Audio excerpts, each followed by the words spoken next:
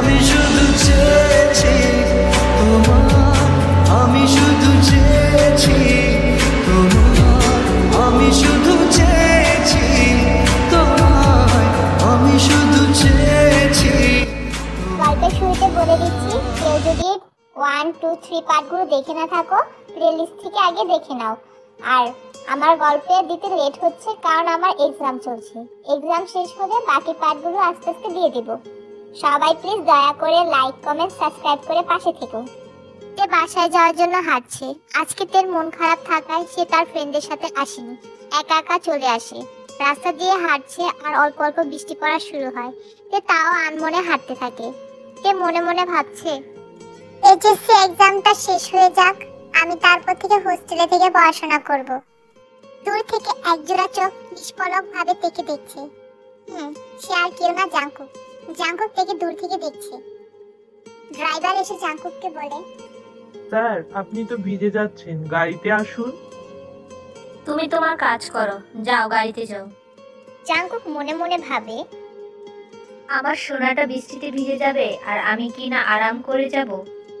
Jungkook বাড়িতে আসার পর, গাড়ি থাকতেও জামা কাপড় ভিজা, কি ব্যাপার কি? বৃষ্টিতে ভিজতে মন চাইলো তাই। জিন ভাবছে, ওমা এ ছেলে বলে কি, যে কিনা রুলস অনুযায়ী চলে, রুলসের বাইরে চলে না, সে কিনা বৃষ্টিতে ভিজবে। মা, ভাইয়া তো এখন লাভার বয় হয়ে গেছে, আর কত কিছু যে চেঞ্জ হবে। তুই খুব পেকে গেছিস, পড়াশোনা নেই। দেখেছো মা, আমি কিছু বললেই এমন করে। তুই বকছিস কেন? এভাবে কতদিন চলবে?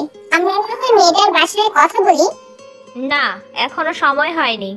এত কষ্ট করে মেয়েটাকে আমাদের কাছে নিয়ে আসলে মেয়েটাও ভালো থাকবে।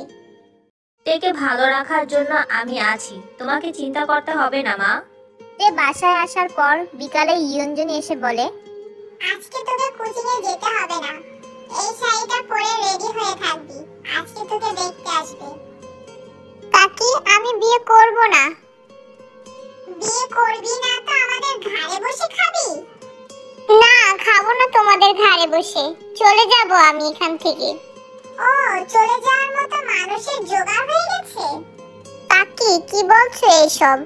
আমি এইচএসসি শেষ করে ভার্সিটিতে ভর্তি হয়ে হোস্টেল চলে যাওয়ার কথা বলছি।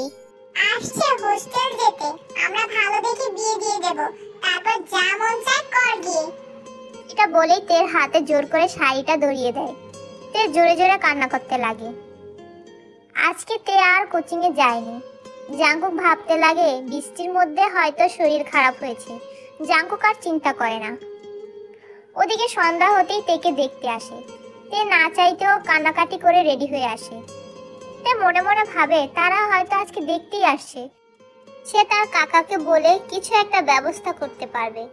তেকে দেখতে আসা পাত্রের বয়সটা অনেকটাই বেশি, তাই তার কাকা বিয়েতে রাজি হয়নি। এই নিয়ে তার কাকির সাথে খুব ঝগড়া হয়।